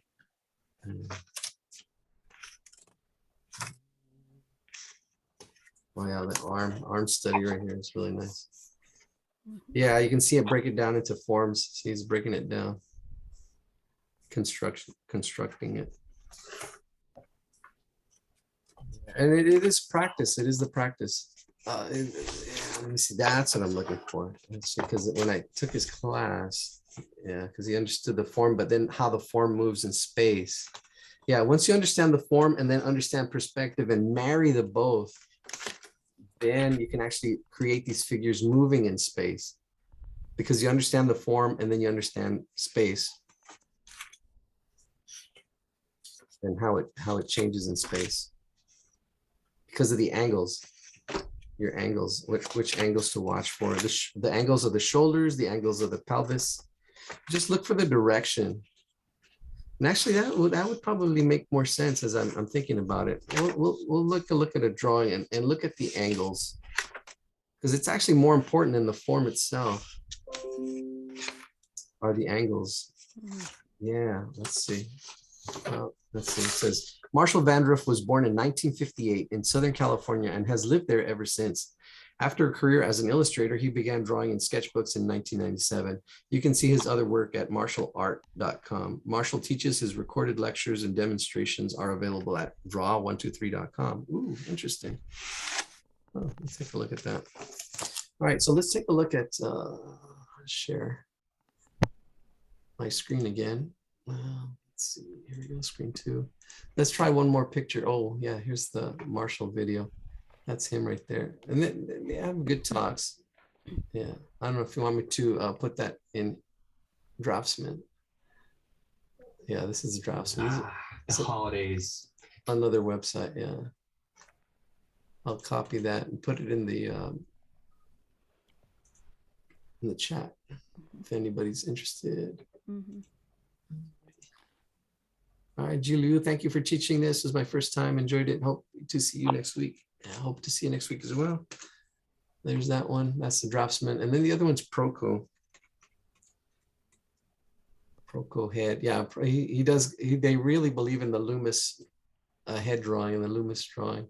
This is Proco. It's funny. Yeah, look at this. Quickly draw heads with the Loomis method, part 1. Yeah, see, that's the Loomis method. So yeah. Yeah, I looked at this video, hacking your brain to be a better artist. And he has, yeah, 6, this is a good one. 6 steps to draw anything. This one, I saw this one. You can see I saw most of it. You can see the form. You see, there's the form. This is a good video. I'm going to put all these together. I'm working on putting all this together. But this is a good video. Let me copy this website as well. Paste it. And then this video here. That's a good one as well. And I guess that's enough. I need to put it all on the website. Oh, look at this, the basics. That's a good one too. And it's all form, shapes and forms. See, the art fundamentals, swatches. Oh, I haven't seen this one. This is another cool Jazza. He's an animator. So he does his websites to relax or else. Tools, tips, and tricks. It's another good website, another good channel, Jazza. All right, let's look at a picture. Let's break it down, because that's where you learn, by breaking stuff down, finding a picture, people picture, people pick, people pick. That's images. All right, let's find something. You know what was really good that you did before, Eladia, is when you just got pictures of athletes and then you were doing the little stick figures on them. Yeah. That worked really well. Like, because I can't, I have a seeing problem right now. Like I can't see the box yet. No, yeah. Yeah, it's seeing the structure, because you see the house, but you can't see the framework of the house, the wood part, right? And that's the important part. You see, once you see the structure, then you're like, okay, your house will be solid, right? Your house will be solid. So yeah, let's do that. Well, look at this one. This has got a good angle. And there's Williams. All right, let's copy this one. And you can see the top, and you can actually see, this is going to be really good, because we have some really nice perspective lines. Copy image. All right, let's do this one. Let's go here. The lines of the playing. Yeah, on the floor. Yeah. So, and actually doing it from a real picture. So let's go to File, New, and create, and paste. Bam, and there it is. Serena Williams. Okay, so vanishing, let's see if we can find where our vanishing point is. Here's our pencil. Let's use the green. And so you have this point, and then it goes way out to here. I lost it. There's my pencil. It's going this way. So it's going along this way, and it would probably, it's going really far. It's going really far. And here's this other line going to the other vanishing point from this point here. And then it goes here. I should use the ink pen. Yeah. Because with the ink pen, I can move this point here if I use the direct select. Yeah, that one. There we go. See, now I can actually take this far out. Now, here we only have one line, which is not good. Here we have two, so this is going to help. So the vanishing points are actually really far. And I would say this is the camera person was looking down at this, because the vanishing point would continue way out there. Here, this is definitely going to help us see where the next vanishing point is. Let me, I don't know if I can escape. Yeah, yes. All right, and then do the pencil again, the pen. And here, this is because there's two parallel lines, they're not parallel. They actually, ooh, I lost it. They actually would meet. These two lines would meet. Yeah, now we can't see it because they're really far off. But these two lines would meet. There we go, that one. See these two lines, this red one would meet with this blue one. They're really far out because the horizon line is way up high. They're looking down at this. They're looking down at this. So, ooh, and the shoulders are crossing, so that's going to be hard. But you are looking down. You are looking down. The horizon line is way up high. And you're looking down here. So let me just draw quickly on here because there's a lot of overlapping that's going to actually be confusing. I'm going to have to get another picture, but you can see that the horizon line is high. Where's my pencil? Here it is. All right, cool. So the most obvious one for myself is the pelvis. So layer is not editable. Let's add another layer. Here's my layers. Layer, add a layer. There we go. Okay, cool. What color am I using? Green. All right. Okay, so the pelvis, you can see it here. There's the pelvis kind of going across. And since we're looking down, I would actually even almost bring this up like that. And then, yeah, these angles this way. So what I mean by angles, this is what's important, the pelvis direction here, kind of going in that direction.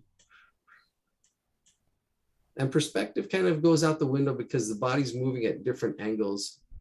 Yeah. And it's kind of hard to see it on this one. But you are looking down. You're looking down. And then here, this is at an awkward angle. But the top, you would see the top. And then this kind of comes down this way. The breast is definitely gets you that angle. That's what you want to look at. The chest and the shoulders will kind of help you with direction. Even though this is going back this way actually, because she's twisted. So yeah, there's a huge twist that's happening in there. Yeah, a little confusing, but definitely back here, the pelvis. You can see the pelvis here, and then this leg attaching to it there, and this attaching as it comes out this way. Yeah. So the pelvis is it's really confusing me. I know she's twisted. Yeah. It is. Do you see her pelvis is facing toward us? Is that the front of her pelvis or the side of her pelvis? That's the front. It's the front. It's the front. Big twist. Yeah, because okay, hold on. Yeah, let me get a different color in there.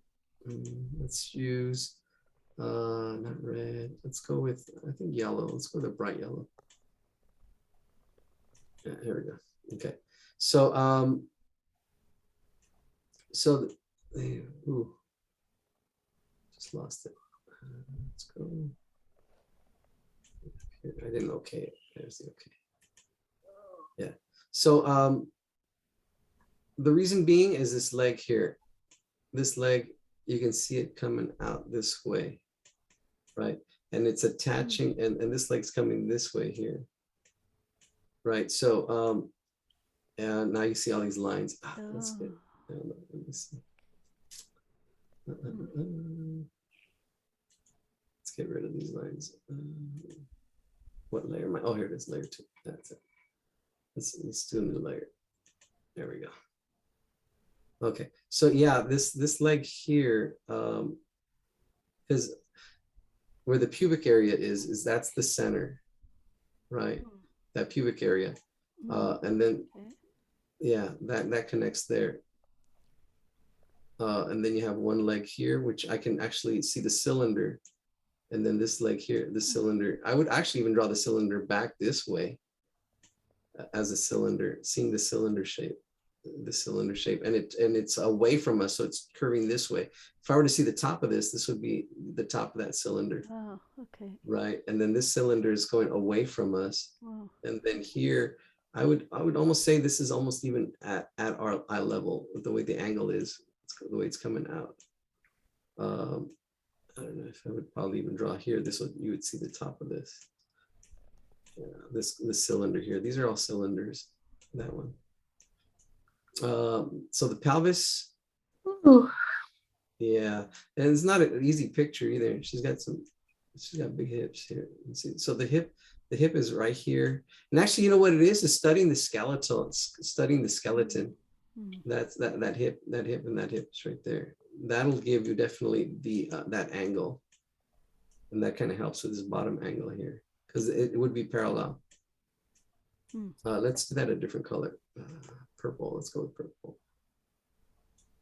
Yeah, that one. Okay. Yeah, because you have this angle here and this angle here. Because getting that top angle, the bottom angle, it's not really there. It's really just form-wise. In the same direction, that same angle. And then it's coming, because she's leaning forward, it would kind of be like that, I would say. That kind of like that.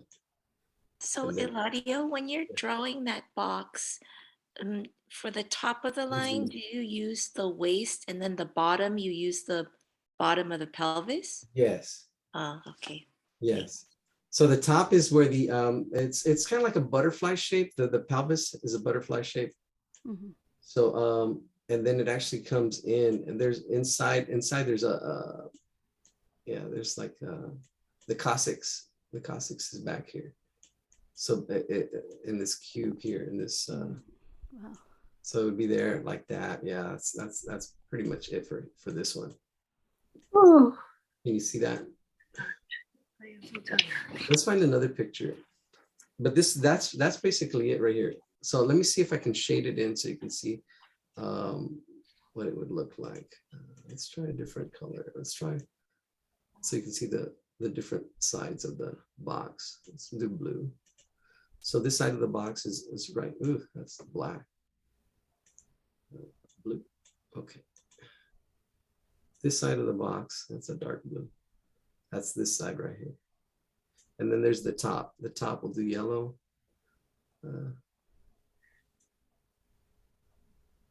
Yeah, and it's doing it several times. And the top is yellow. Where's the yellow? Maybe it'll make more sense on the next picture. Let's go yellow. Okay. Yeah, this top part is all yellow. And then I'll do the front red. But because we're looking down on it, there it is. That's the top. And then the front, I'll do red. Okay, yeah, here it is. This is the front. Up at that angle right there. That's it right there. So I would say that's the pelvis, even with the twisting and everything.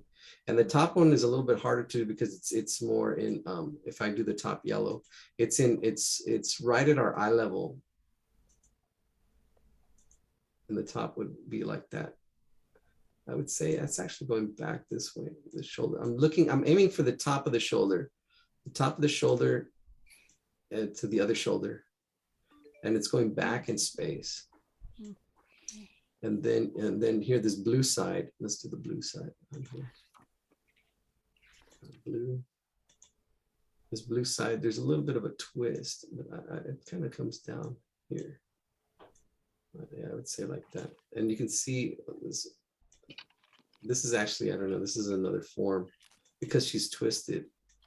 Yeah, she's really twisted. But it would be here. And yeah, she's voluptuous. So it's kind of like coming off of this, off of the torso.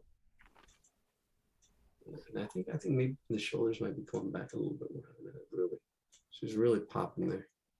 Yeah. Yeah, so that, and then the front would be going back. I'm gonna do it in red, and then we'll go to the next one. Okay, yeah, so the front would be right there, and it would be coming back at that angle. And it's really hidden in there. Yeah, that's more or less on that one. Let's find one more picture. Here we go. Oh, look at that one.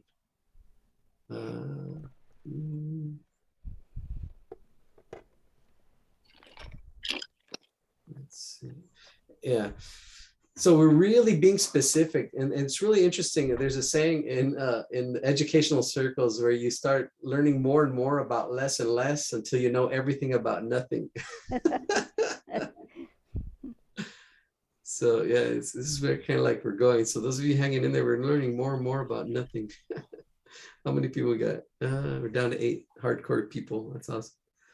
If you're drawing, that's just draw. You don't have to draw what we're drawing. But let's see. Finding the right pictures is tough too. Well, yeah, even though this is like beyond my ability, just the exposure brings it closer. Yeah, this one's a good picture, and this one looks like the eye level. It looks like it's above. This person's above. The eye level is below. I get the feeling the eye level is actually, the camera person was probably like pretty maybe around here, and she's like jumping above that eye level. It's not clear. I like this picture a lot. Why don't we do this? Let's do it. Copy image. We'll do one more. It's already 9:30. We'll call it a night copy image. Let's go here. Let's file new. There we go. New create. Paste. Oh, it's a small picture. Zoom in. We'll do this really quick. We'll do the last 2 really quick, and we'll call it a night. All right. So let's do blue. Well, actually, let's just do whatever color. Okay. So you can see the shoulders. So the shoulders, shoulder to shoulder. Oops. Control Z that. Shoulder right at that shoulder point to this shoulder point, and that angle there, right? And then the pelvis. The pelvis, I would say, from here to there at that angle. There's the pelvis. So those are the 2 main angles. Now, how does the block fit, right? So the block fits. I would say you can see the body kind of coming this way, and then coming that way, and then the thickness of it, So, and we're probably looking up at it. So I would probably get the bottom of that and then bring this down as an angle. Yeah, like that. Now the pelvis is facing a different way, but this is the side that's closest to us. And then the bottom, right where they have that pubic space right there. There we go. And you can see this curve like that. All right, let's do the colors. I already did blue. And the yellow, you're not going to see the top of that. That's the bottom. Let's do a different color for the bottom here. Let's do orange. A little brighter. So this is the bottom right here, this area. It's the bottom of the cube. Let's zoom in. Oh no, yeah, it's, you know what it is? It's the quality of the picture that's pixelating. But it would be the bottom would be something like that. Yeah, getting that angle. Let's see, erase it a little bit. That angle there. Oops. Oh wow, I'm doing it right on the picture. I didn't do it on a different layer. Let's go back to our blue. Back in. Yes.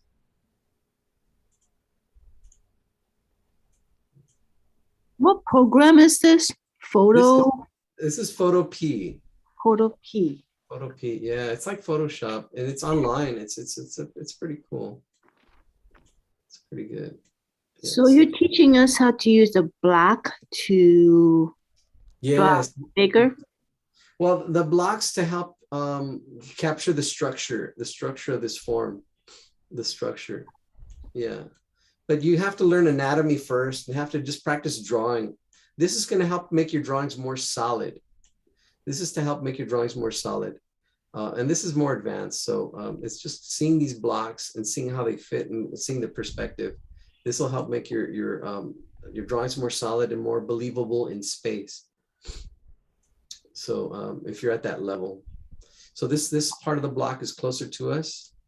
And let me see, I was doing the red for the front part, right? Yeah, so let's go to red. This is the front going up. You don't see the top on this one because it's yeah. So this angle here this way. There we go. That's that block of the torso. And then here, this is the block of the pelvis going down. And you can see it kind of like going, I would say that, and then kind of like that. There's two vanishing points. And these two lines actually would I would say they would continue and continue to have a vanishing point just right about here, right off of the page. And if I were to put, yeah, you would probably just catch a sliver of the top on this one. As far as the box, you would just catch a little bit of the sliver of the top. And this one, you don't see the top. This one, the angle of the top goes back down, parallel with this. Yeah, see that makes sense right there. I wish there was a book that just had pictures like this and broke it down with the cues. Yeah, and you know what? I think there is. Let me see. I don't know. Yeah, I'll try. I'm going to work on. That's going to be working on the different areas, because this is definitely more advanced. Yeah, I do come across pictures and stuff. Yeah, see, this is what have your resources. And love to see your stories and what you're trying to tell. And this is that's taking us to the next level. Let's see. Let's find one last picture. One last picture. See if it helps. Again, see if we can find a really clear picture from a person. Yeah, it's finding the right picture. Finding the right. And I don't have this. And it's part of the journey.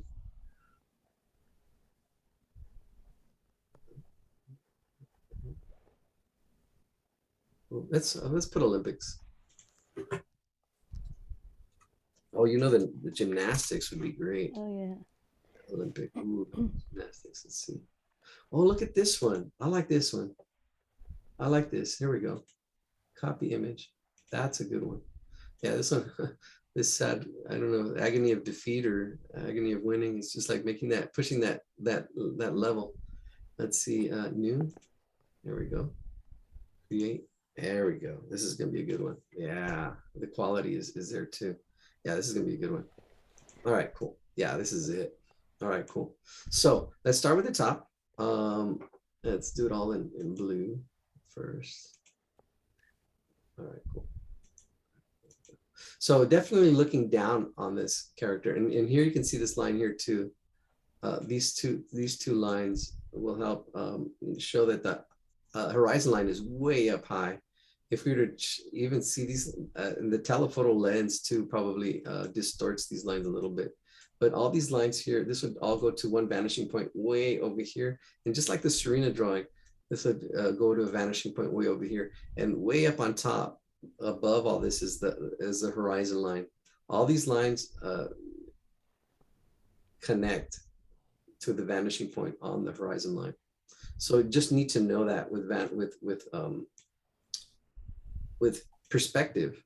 But even if you don't know perspective, we're looking at the angles. It's still angles, right? So ratios, angles, proportions, and just practice. All right, so here we go with the shoulder. the shoulder here, right where the trapezium kind of ends, like this point right here. That's the point we're looking for. This same thing with here. It's this point that's right there, that point. Because here, this is, if you know anatomy, this is the clavicle. The clavicle kind of is like a bow and arrow, right? And this is where all the curves come in and stuff. But it's this angle here, from here to here, that gives us our angle for the top. And because it's the top, you would see probably at this angle there. Actually, he's parallel with the floor. So it's this angle here that actually I would copy up here. I would copy here because he's parallel with the floor. It's this angle that's there. That's this top angle, right? As you're drawing perspective, because this is next level. If you don't know perspective, then this is well, you're getting a little touch of it, taste of it. So that's the front, and then you'd have that coming down here, and there's a bit of a curve, but the chest, and actually where this is where the anatomy comes in. The bones of the Rib cage. rib cage, yes, the bones of the rib cage, and that's basically what this is, because all this is fleshy Stomach. stomach, right? And because we have this angle, it's the same angle that's back here is this angle that's down here, and this angle that's right here is the angle that's right here, this front angle. See this angle that's here is the same angle that's there. That's there. The harder one is going to be the pelvis, but you see that block is really laid in there, and these angles that are on the ground and stuff help that. Okay, so now that the pelvis, I can see this is right here, that little bone here, and then in here it's in there, but it's still this same angle. I don't know if he's tilted. He might be leaning a little bit more on this side. So it might be going down a little bit more, but it's really close to that angle. Yeah, it might be going down just a little bit, because he is kind of, this leg is a little bit higher, right? And then, but it's the same as the block in the front, block wise. The pelvis is going to be in there, and you're going to be able to see the top of it.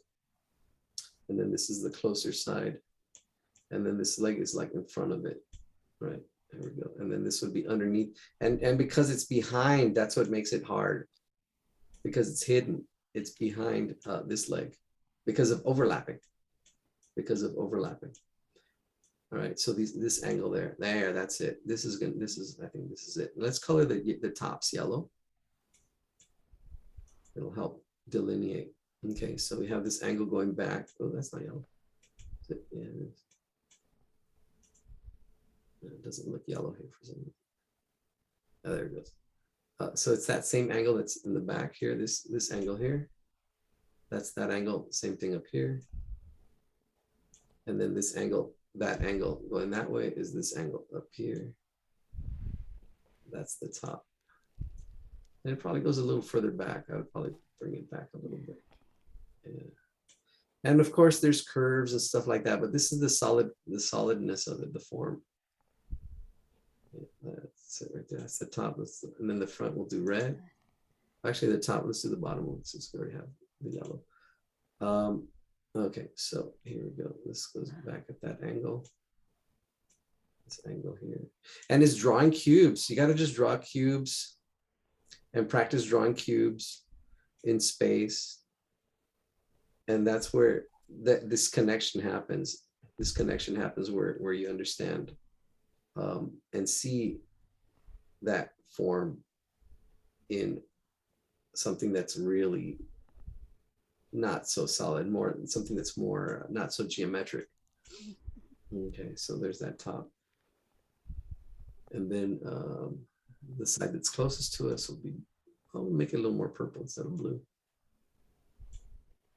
There we go. That's this side right here. It's coming down, and that's that same angle right there.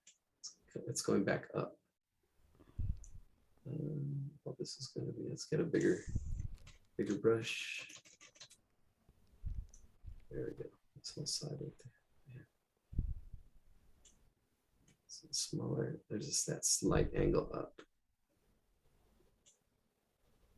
Slight angle up. And then here, same thing. This is going back. There's this one goes down a little bit.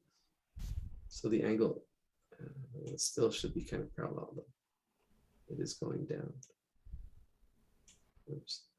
There's a little slight curve to it. Not curve, but it's not straight up and down.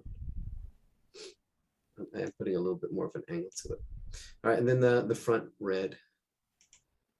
And that you can see it now. Yeah, you can see the form here. That form. Oh, this is red. Let's go bigger. Put all this in. There's the cube. And it's probably bigger than I would usually do it. Well, actually, no. Looking at it, this is actually a good size. That's the pelvis, that's the torso. And those are the blocks. And then the head, I usually, I don't know, I do see it, but it's really a sphere. It's really a sphere right there. Now let's tie it all together with the black. Okay, so here we go. So the spine in the back curves, comes back down, and then it attaches to the pelvis. Yeah, you can see that curve. That's curve actually comes back out, curves in because the small of the back is right there. The small of the back, and then it curves out. That's it. All right, yeah, that's it. The next thing I would do is put in the arms back in. Put the arms back in. Now this is oh, I can't see that anymore. I can actually, whoa, watch this with this layer. Oh no, it's on. I didn't do it on a different layer. I just messed it up. What I can do is paste it again though. I can paste it again. Control V, yeah, paste it again. There it is.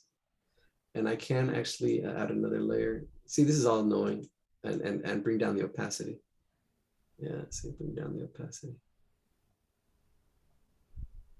You can see that. Now we can actually add another layer. There, that's perfect right there. Add another layer right there.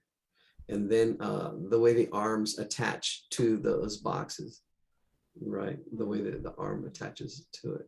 And seeing the parts. So this is seeing parts and whole, parts and whole. I talked about this last year, remember? I don't know if I do have a video on this. Being able to see the parts and the whole. Here we go, back to the pencil. And then just, yeah, right on top of this is this, that's where the deltoid is, the biceps coming down to the forearm and that angle and the way it's attached to that. And this, if this was cylinders, I would probably go like that. And this cylinder here. This cylinder definitely would see the top of it that way. Tapers out. And attaches itself to that. This is behind that box. Coming down. And then this in front. With the hand there. Then here you can see this attaching itself there. Yeah, we went really advanced. We kind of missed the middle ground. All right, let's see how many people got. 7 down to 7 people. Cool. Any other questions? We can, I don't know, wrap this up. Hopefully that helps. And it's just doing it. It's just keep doing it, keep seeing it, and finding a good picture like this one. I think this really helped because it's not just you know, seeing it from different angles. It's like you know the blind people trying to describe an elephant. You know, each one is touching it from a different angle. It says, "Oh, I feel these trunks, they like trees," you know, and then another, "Oh no, I feel this feels like a snake." They're trying to describe it from different angles, right? These blind people touching this elephant and trying to describe what it is.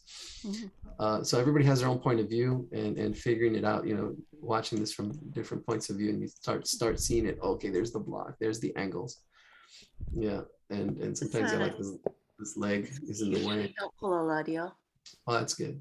I was trying to do this on a magazine, but the 3 main parts, the top block, the pelvic bone, and the spine is what I was having trouble with. Yeah. So, Yeah, This is very the spine is helpful. behind. Yeah. And you don't see it because it's almost like having 3D vision. You almost have to almost be able to see this in X-ray vision, is what I mean. Having X-ray vision, being able to see through and being able to see the back part, right? And able to see through the form. And that just comes with the understanding of form and why form is important, right? And before you even get to here. So practicing form and getting to angles and reaching this point. Yeah, so that should hopefully makes more sense. So find some pictures. Say, hey, Chavez, you know, hey, there's this picture. Huh? What was that? I'm sorry.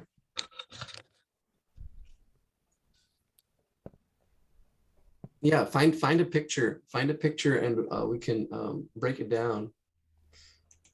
Yeah, because it's This video is all about yeah, dynamic figures are dynamic stiff. figures. The number one key to understanding dynamic figures is gravity. We'll start with Gravity. that, and then we'll learn Yeah. how to distribute that force all the way up through the There body. you go. Finally, we'll take a few examples of some correct but very undynamic inert poses, and we'll make some adjustments and make them much more dynamic and powerful. I'm David Finch. I've been a comic book artist for 27 years. If you There you go, David Finch. That's a good one. I'll put that in the chat. I know, yeah, it's best to kind of absorb and immerse yourself into what you're trying to learn.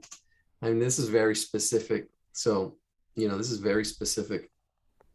It's better to, you know, I don't know. It's and again, oh, look at this one. Foreshortening. Yeah. This video is all about foreshortening. We look Oh, it's at the same how guy. to alter and shorten as they David start Finch. toward us, and how we can accurately foreshorten using simple measurement. We Yeah, explore look the at that. importance of line Look at the over angles. and then wrap with a few examples. I'm David Finch. I've been a comic book artist for 27 years. If you Yeah. enjoyed this video, please hit like and subscribe. And Oh, look share at with your that, yeah. friends. And if you have any questions or comments, please leave them below.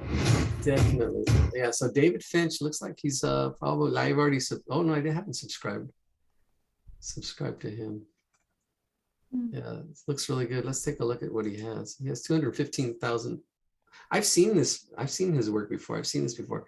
Drawing clothes. Wow. Yeah, how to draw hands. Look at this. Oh, this is a good one. I see this one. This one is really good. How to draw figures in perspective. I saw this one. This video is This all is about drawing really figures in good. perspective. For this lesson, I'm using very, very simple gestural figures to get Yes. across as much information as I possibly Look at can that. and show you how easy it is to line up your figures in Look at perspective. the and then angles. Use that Look at the original angles. figure to act as a reference Perspective. for other figures on the page. This And is then finally- this video is really good, actually. This is really good. I've seen this one. David Finch, yeah, he's really good. Let me copy that one. Yeah, put that one in the chat as well. Mhm. And that's it. Yeah, this one's really good. This is really We good. work on seated figures along with standing figures and even figures standing on different planes, higher and lower than each other in a scene. I'm Yeah. David Finch. I've been a comic book artist for over 25 years. If you enjoy 25. This is an please older like and video. subscribe and share with your 27. He said friends. If you 27. have any questions or comments, please leave them in the description below. I really try to respond to as many comments as I possibly can.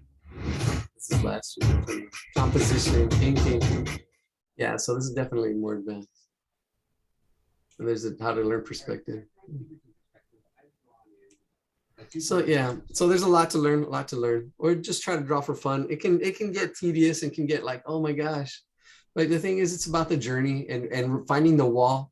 Once you find the wall, okay, oh, I want to learn how to draw hands, or like you when you're drawing figures and you just kept drawing figures over and over, right? And then you run against another wall, like, okay, wait a minute, how do you do this? How do you do that? And then you have to go back. It's perspective. It's really learning perspective and learning form and learning and it's a whole other thing. You just study it for a while till you get it, and then like, oh, okay, right. So here I'm your guide through this journey. This is really good too. This guy right here, Brad's Art School. I actually haven't seen this beginner's perspective. Ooh, look at this one, how to draw female torsos. David Finch again. David Finch looks like he's the man. He's the man for all this stuff. Yeah, look at that. Ooh, look at that. This video is all about drawing No torsos. We'll start with very simple chest and pelvis forms, and then break down some divisions and simple blocking shapes. Blocking it. And then take the blocked in anatomical forms and start to move them around in space Yeah. in a wide variety of poses. Okay. Finally, we'll do some simple shadowing, and be sure to stay tuned to the end when I break down my very simple method Yeah, for really drawing good stuff. anatomy. I'm David Finch. I've been a comic book artist for over 25 years. If you enjoyed this video, please hit like and subscribe, and be sure to share with your friends. If you have any comments, There we go. So yeah, more perspective. So it's a combination of both the perspective and angles. Angles. All right. Okay, let's call it a 9 unless anybody has another. This lesson was excellent. Thanks so much. All right, you're welcome. It was the demo you're looking for. Cool. Good. Thank you All right. so much. Oh, you're welcome. Thank you. All right, bye everybody. Thank you. Good night. Good night. Good night, everybody. Good night. We went late, almost 10. Oh, and I'm still recording. I'll put this up this weekend. Pues ahorita no, porque mi hijo ni Ya nos vamos. ni va a venir a lo del 26 de abril.